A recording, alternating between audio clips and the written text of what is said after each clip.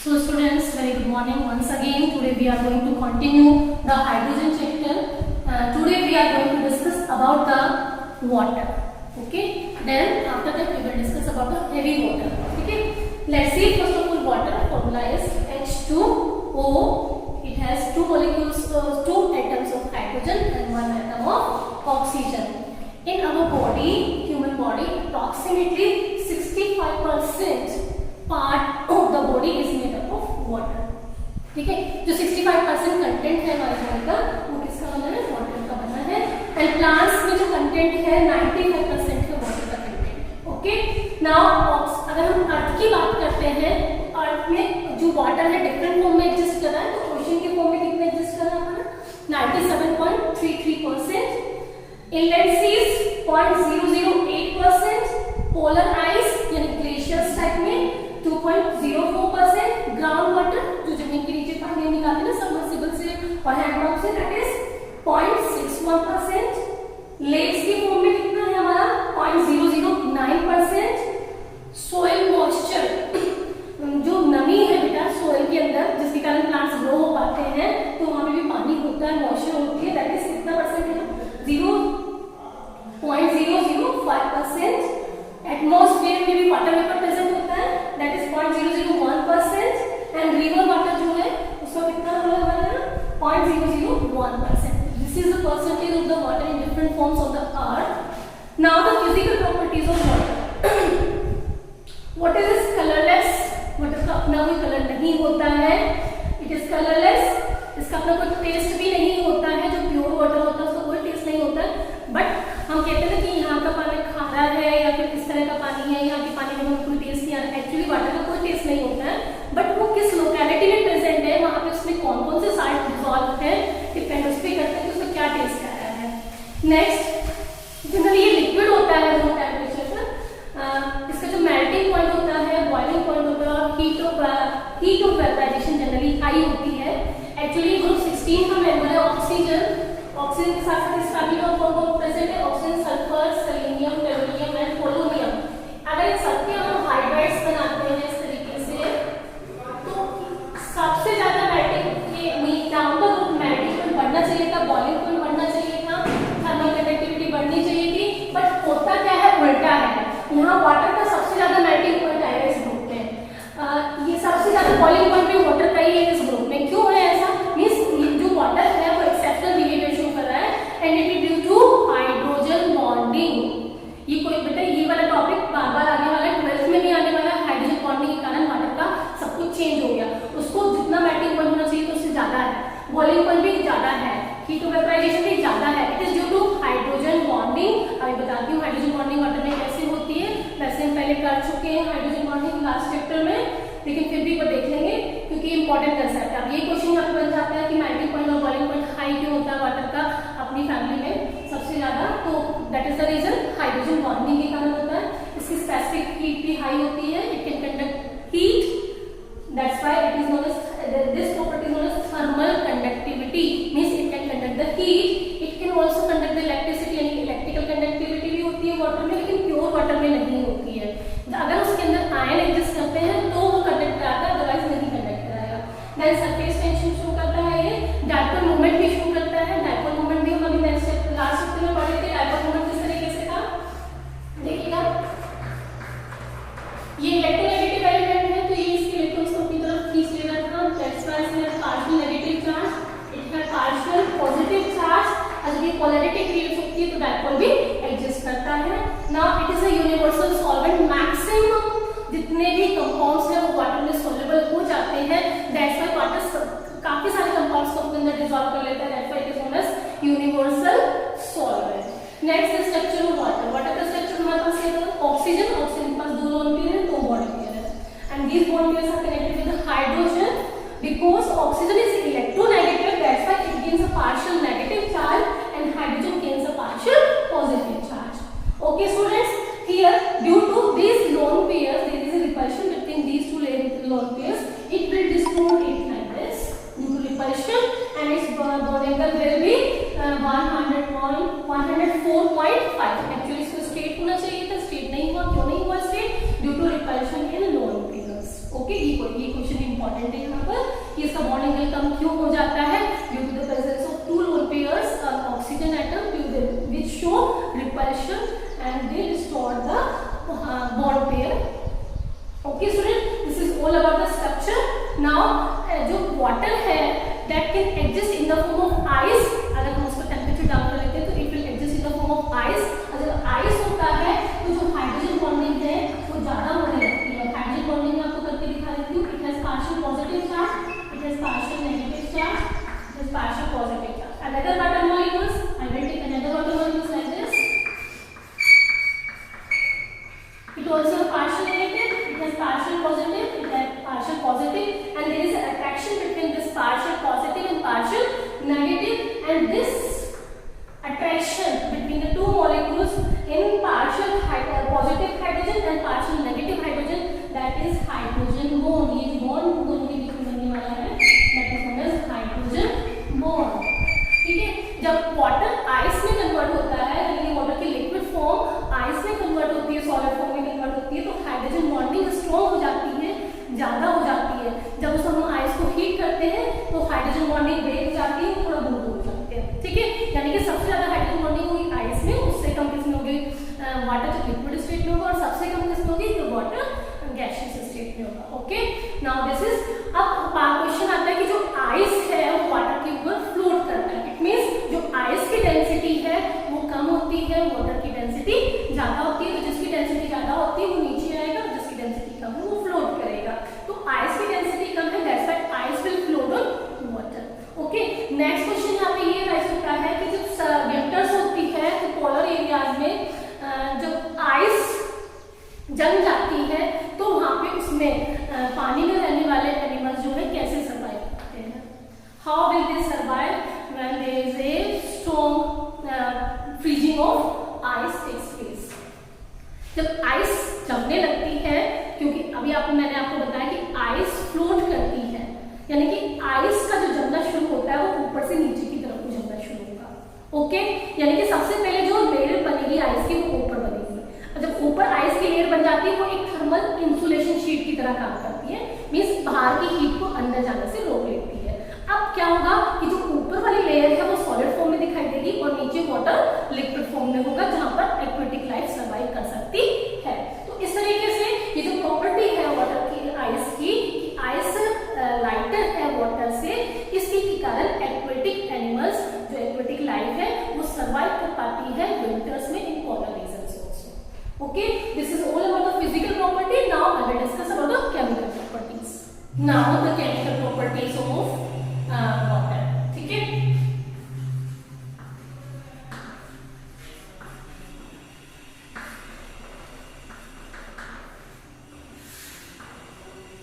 देखिएगा, जो वाटर होता है बेटा वो एम्फोटेरिक नेचर शो करता है,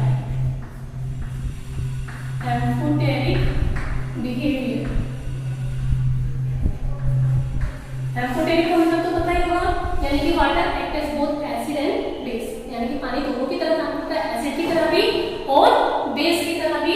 देखिए कैसे करेगा, आपने वाटर लिया, दो वाटर मॉलिक्यूल्स ले लीजिए, जो H देता है वो एसिड और जो H लेगा वो बेस।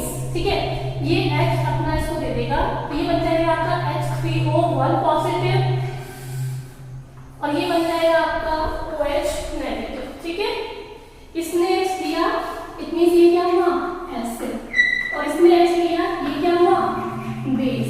यानी कि water behave as acid as well as base, दोनों की तरह काम कर रहा है। यानी कि अब इससे जो बनेगा ये, ठीक है, इसीलिए कहेंगे कॉन्जुगेट बेस। ठीक है, और जो बेस से बनेगा उसको क्या कहेंगे, कॉन्जुगेट एसिड। अंडरस्टूड?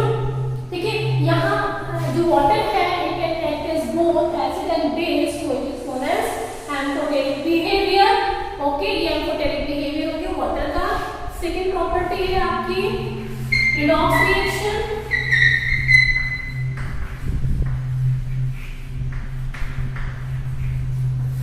देखिए वाटर रिडॉक्स रिएक्शन भी शुरू करते हैं कैसे,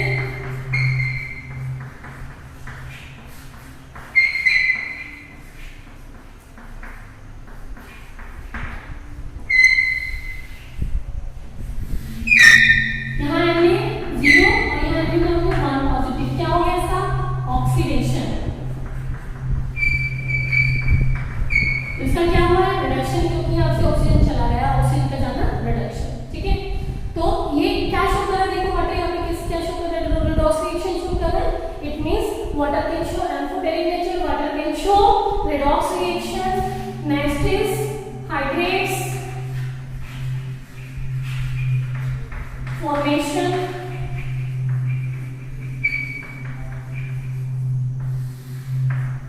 हाइड्रेट फॉर्मेशन में देखिएगा आपने क्लास 10 में इस तरीके से सॉल्ट देखा है और इसको बोलते हैं it has now this is blue withdrawal copper sulfate this is 5 water molecules act as a water of crystallization यानी कि जो water of crystallization प्रेजेंट होते हैं ऐसे कंपाउंड्स जिसमें वाटर एक फॉर्मूले का पार्ट होता है ऐसे कंपाउंड्स को क्या कहते हैं हाइड्रेट सॉल्ट्स, हाइड्रेटेड सॉल्ट्स। ठीक है, इट मींस जो वाटर है वो हाइड्रेटेड कंपाउंड्स बनाता है यानी कि वाटर यहाँ पे एज अ कॉम्प्लेक्स कंपाउंड की तरह यूज होता है। देखिए जैसे अगर हम इसको खोल के लिखते हैं तो कैसे लिखा जाता है कॉपर सल्फेट 4H2 अंदर आएगा, ठीक है इस तरीके से 4 एंड एक वाटर बाहर आएगा। जब आप इसको वाटर में डालेंगे तो ये पूरा एक मॉलिक्यूल रहेगा, ये दूसरा मॉलिक्यूल रहेगा। कितने मॉलिक्यूल्स प्रोड्यूस होंगे? 2 मॉलिक्यूल्स प्रोड्यूस होंगे। ये क्वेश्चन काफी बार मैथ में भी आता है बेटा। नेक्स्ट है आपका हाइड्रोलाइसिस।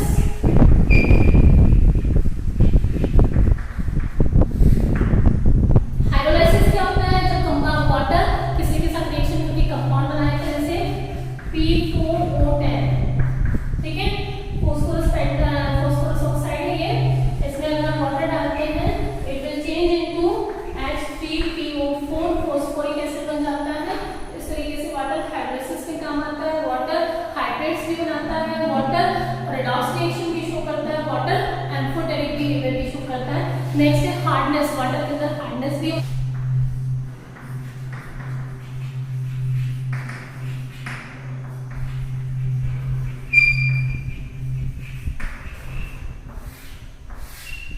वाटर सॉफ्ट हो सकता है। सॉफ्ट वाटर कौन सा होता है? जिसमें साबुन झाग अच्छे से बना लेती है यानी कि water in which soap can produce good lather that is known as soft water and hard water in which soap can not produce lather, जिसमें झाग नहीं बना पाती साबुन उसको क्या कहलाता है? हार्ड। एंड ये जो हार्डनेस होती है इसका कारण क्या होता है वाटर की हार्डनेस का? It is due to chlorides, bicarbonates and sulphates, ठीक है। ये आयंस हो सकते हैं किसके? ऑफ कैल्शियम या मैग्नीशियम का, ठीक है। अगर कैल्शियम क्लोराइड प्रेजेंट है, calcium carbonate sorry calcium bicarbonate और कैल्शियम सल्फेट तो वाटर हार्ड हो जाएगा। या फिर मैग्नीशियम का क्लोराइड प्रेजेंट हो, मैग्नीशियम का बाइकार्बोनेट प्रेजेंट हो, मैग्नीशियम का सल्फेट प्रेजेंट हो तो भी वाटर हार्ड हो जाएगा। These are the salts which are responsible for the hardness of the water, ठीक है। अब हार्डनेस दो तरह की होती है, एक होती है temporary hardness, temporary hardness. Temporary hardness में क्या होता है? It is due to bicarbonates, यानी कि अगर बाइकार्बोनेट प्रेजेंट है चाहे वो कैल्शियम का बाइकार्बोनेट है तो मैग्नीशियम का बाइकार्बोनेट है तो कौन सी हार्डनेस करेगी? Temporary hardness. And it can be remove by boiling, it can be remove by boiling, ठीक है। नेक्स्ट आता है परमानेंट हार्डनेस। परमानेंट हार्डनेस के कारण क्या होता है? बाकी सॉल्ट्स बच रहे हैं यानी कि कैल्शियम क्लोराइड, कैल्शियम सल्फेट या मैग्नीशियम क्लोराइड, मैग्नीशियम सल्फेट, इनके कारण क्या होती है? Permanent hardness. और परमानेंट हार्डनेस के लिए कुछ स्पेशल मेथड्स होते हैं जिससे उस हार्डनेस को खत्म कर सकते हैं, जैसे काल्गन मेथड, ठीक है, क्लार्क मेथड, रेसिन मेथड और आयन एक्सचेंज मेथड, ठीक है। These are some methods by which we can remove the permanent hardness, ठीक है। And temporary hardness can be removed with the help of boiling the water। जो water जब boil होता है तो ये बाइकार्बोनेट कार्बोनेट्स में कन्वर्ट हो जाता है। जब बाइकार्बोनेट ही नहीं रहेगा तो वाटर भी हार्ड नहीं रहेगा। This is all about the hardness of water. Next is the heavy water,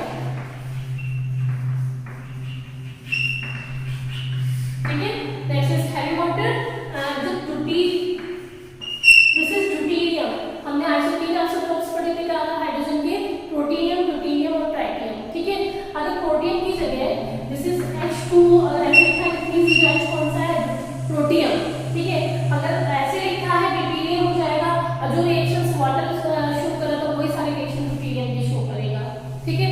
मतलब सिर्फ अंतर क्या आ जाएगा? जहाँ पे भी H लगा होता था वहां पे हम क्या लगा लेंगे? D लगा देंगे। तो दिस इज हेवी वाटर, ठीक है। नेक्स्ट इज हाइड्रोजन पेरोक्साइड, ठीक है, this is very important. Hydrogen peroxide, hydrogen peroxide क्या होता है, यानी कि जब ऑक्सीजन -1 ऑक्सीडेशन स्टेट में होता है और ऑक्सीजन -1 ऑक्सीडेशन स्टेट में तब होता है, तब ये वाला मॉडल यूज करता है। ऑक्सीजन और ऑक्सीजन के बीच में सिंगल बॉन्ड होता है, तब वो पेरोक्साइड होता है। अब पेरोक्साइड में ऑक्सीजन की ऑक्सीडेशन स्टेट कितनी होती है, -1। Let's see the properties of hydrogen peroxide. This is the structure of hydrogen peroxide, OOH। This is in vapor gaseous state. This is 95 picometer. लेकिन जब सॉलिड स्टेट में इसको ड्रॉ करेंगे इट इज 98.8 मीटर, ठीक है। This distance between O and O that is 147.5 in gaseous state, but when the H2O is in solid state it will be 145.8 picometer, ठीक है। Now this angle is 94.8, this angle, ठीक है, it becomes 101.9 in solid state। तो ये figure आपको learn होना चाहिए, बहुत इंपॉर्टेंट है। Next is physical properties of hydrogen peroxide. सबसे पहले प्रिपरेशन देखिएगा। प्रिपरेशन में क्या है कि बेरियम पेरोक्साइड ले लिया हमने यहाँ पर, और ये हाइड्रेटेड है, इसमें H2SO4 डाला, तो बेरियम और सल्फेट, बेरियम सल्फेट बना लेंगे। ये पेरोक्साइड पहले बेरियम का पेरोक्साइड तो किसमें कन्वर्ट हो जाएगा, क्योंकि बेरियम यहाँ चला जाएगा तो हाइड्रोजन का हाइड्रोजन पेरोक्साइड हो जाएगा, एंड ये 8 वाटर मॉलिक्यूल्स ऐसे ही निकल जाएंगे, ठीक है। नाउ द फिजिकल प्रॉपर्टीज, जो हाइड्रोजन पेरोक्साइड होता है वो कलरलेस होता है, ठीक है, बट जब हम उसको वाटर में बनाते हैं, जैसे आपने देखा केरोसिन या फिर आपने देखा पेट्रोल डीजल, वैसे तो उनका कोई कलर नहीं होता, लेकिन जब उसको बॉटल में बनाते हैं तो एक पर्टिकुलर रेडिश ब्राउन सा कलर दिखाई देता है। वैसे यहाँ पर भी है, वैसे तो वो कलरलेस है, लेकिन जब उसको बॉटल में बनाते हैं तो इसका लगा रहता है पेल ब्लू ग्रीन, वो पेल ब्लू लिक्विड दिखता है, ठीक है। It is miscible in water, पानी में घुल जाता है। जनरली जो हमें मार्केट में बोतल मिलती है उसके ऊपर लिखा होता है 100V। अब 100V का मतलब समझिएगा क्या होता है, एक्चुअली वो 30% सॉल्यूशन होता है H2SO4 का, H2O2 का 30% का मतलब हो गया, इसमें 30 ml तो होता है H2O2 और बाकी 70 ml क्या होता है, वाटर। अंडरस्टैंड, 30 ml, ठीक है। अब 30 ml H2O2 100 ml क्या प्रोड्यूस करती है, ऑक्सीजन। 100 ml ऑक्सीजन प्रोड्यूस करता है, तो जितना ऑक्सीजन प्रोड्यूस होगा उतना ही वॉल्यूम लिखा जाएगा, यानी कि जैसे 30% सॉल्यूशन H2O2 का 100 ml ऑक्सीजन प्रोड्यूस कर रहा है, तो हम बोलते हैं 100 वॉल्यूम। जैसे अब मैं इसको 33% ले लूं तो ये हो गया 10 वॉल्यूम, यानी कि अगर हम इसको डिकम्पोज करते हैं H2O2 को 3% H2O2 को, it will produce 10 ml of oxygen, it means इसको क्या कहेंगे 10 वॉल्यूम, ठीक है। ये मार्केट में लिखा, उसमें लिखा होता है बोतल पर कि ये 10 वॉल्यूम वाला है या 100 वॉल्यूम वाला है, इस तरीके से। नेक्स्ट है chemical properties of hydrogen peroxide. Chemical properties में फर्स्ट है आपका जो हाइड्रोजन पेरोक्साइड है, it can show acidic nature as well as reducing nature, मतलब ये दोनों नेचर शो करता है, ऑक्सीडाइजिंग एजेंट की तरह भी काम करेगा और रिड्यूसिंग एजेंट की तरह भी काम करेगा। ये इक्वेशन दिखाई है जहां पे इसने ऑक्सीडेशन की तरह काम करा है, और यहाँ पे दिखा है रिड्यूसिंग एजेंट की तरह काम किया। देखिएगा हाइड्रोजन ये 2 से 3 में कन्वर्ट हुआ, ठीक है, इसका क्या हुआ, ऑक्सीडेशन, और जिसका ऑक्सीडेशन होता है वो रिड्यूसिंग एजेंट, यानी कि इसका ऑक्सीडेशन किसने कराया, इसने कराया। सेम यहाँ पर ये रिड्यूसिंग एजेंट है, जैसे यहाँ पे +7 आएगा, +7 से +2 हो जाएगा, रिडक्शन हो गया, मींस इसका रिडक्शन किसने कराया, H2O2 ने कराया। तो this is the some properties of hydrogen peroxide. Next is the storage of hydrogen peroxide. Actually जो हाइड्रोजन पेरोक्साइड है उसको आप प्लास्टिक की बोतल में रखते हैं, उस प्लास्टिक की बोतल में अंदर वाली जो लाइनिंग होनी चाहिए प्लास्टिक की, वो किसकी होती है, वैक्स कोटिंग की, वैक्स कोटिंग। वैक्स कोटेड होती है वो अंदर वाली सरफेस, प्लास्टिक की बोतल्स के अंदर वाली सरफेस वैक्स कोटेड होनी चाहिए, और वो कलर डार्क कलर की होनी चाहिए, ठीक है। अदरवाइज अगर हम उस पे सनलाइट पड़ जाएगी तो this reaction will occur, it will decompose into water and release oxygen gas, ये डिकम्पोज हो जाएगा, टूट जाएगा in the presence of sunlight. इसलिए इसको किसमें रखा जाता है, डार्क कलर की बोतल्स में रखा जाता है, और इसको वैक्स की कोटिंग होनी चाहिए। इसके अंदर यूरियम डाला जाता है टू स्टेबलाइज,